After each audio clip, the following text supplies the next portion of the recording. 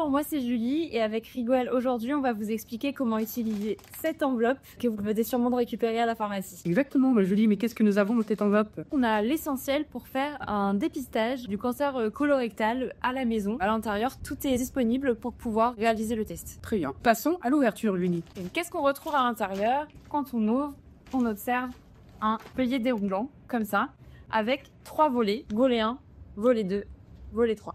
Et on va vous expliquer comment les utiliser. Si je ne me trompe pas, Julie, on retrouve donc les étapes pour réaliser notre test en 3 étapes. Donc c'est clair, explicite et très bien expliqué. Soit vous avez reçu la lettre, ou soit vous n'avez pas reçu la lettre mais que vous êtes venu chercher malgré tout votre kit à la pharmacie. Suivi d'une explication brève schématisée pour réaliser votre test au niveau des cuvettes. Et enfin, comment procéder à l'envoi du test et comment le récupérer. Dans le volet 2, on retrouve premièrement la fiche d'identification. Elle peut paraître un peu longue, mais si vous avez reçu dans votre boîte aux lettres la feuille d'invitation à faire le kit, vous aurez juste à coller la grande étiquette ici. Si jamais vous n'avez pas reçu la lettre d'invitation mais que vous avez quand même récupéré votre kit à la pharmacie, alors il vous faudra remplir toutes les informations. Les informations personnelles, les informations sur la personne qui réalise le test et à quel moment elle le fait. Il vous faudra aussi remplir le petit encart ici qui est une étiquette qu'il faudra coller sur le tube de prélèvement. Si jamais vous avez reçu la lettre d'invitation à votre domicile, vous aurez juste à coller la petite étiquette sur ce tube.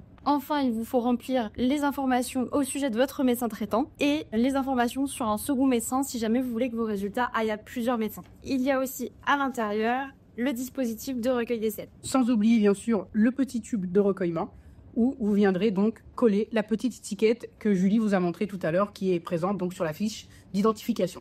Lors de la réalisation du test, sachez qu'il faut badigeonner le coton-tige jusqu'au strie. Et dans le volet 3, on va retrouver l'enveloppe de protection pour envoyer le prélèvement et on a aussi l'enveloppe d'envoi qu'il faudra déposer dans la boîte aux lettres. Il faut savoir que la durée de vie de l'échantillon est de 48 heures. Il est conseillé alors de faire votre test le lundi, mardi ou mercredi pour éviter que l'échantillon soit périmé. On va passer maintenant à la réalisation du test. Rigol. Allez, on prend notre petite serviette de réalisation, donc on déflie comme ceci.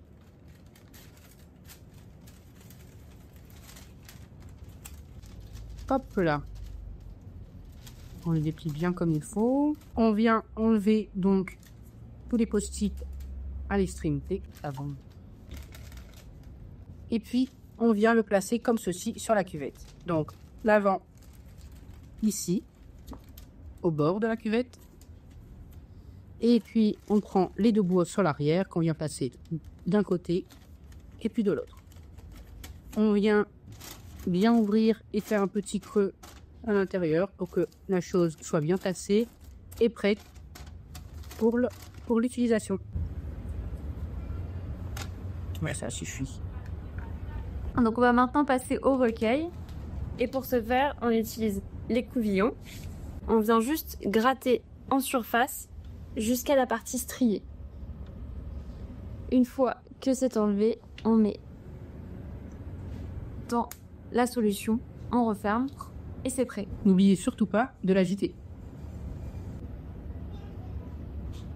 Une fois que je me suis assurée que mon échantillon était bien annoté avec mon identité, je peux le remettre dans son sachet de protection. Ensuite, on enlève la bague blanche, on referme, le sachet est maintenant bien scellé. Sans plus tarder, du coup, arrive le moment où on va la poster donc de notre belle enveloppe. On vient prendre notre couvillon, on va la mettre dans notre enveloppe, la fiche d'identification avec les informations nécessaires. On vient enlever la balle blanche également pour la sceller. On la referme. Et Julie, où est-ce qu'on la glisse cette enveloppe? Vous pouvez la poster dans n'importe quelle boîte jaune. Et pour recevoir les résultats, si vous avez bien renseigné un numéro de téléphone portable sur la fiche d'identification, vous recevrez un SMS contenant un lien pour vous permettre d'accéder aux résultats. Si vous n'avez pas rempli votre numéro de téléphone portable, alors vous les recevrez par courrier. Mais sachez que votre médecin traitant reçoit lui aussi les résultats. N'hésitez pas à vous rapprocher de lui si jamais vous n'avez pas de nouvelles. Bon appétit, Julie. Non, merci. Non.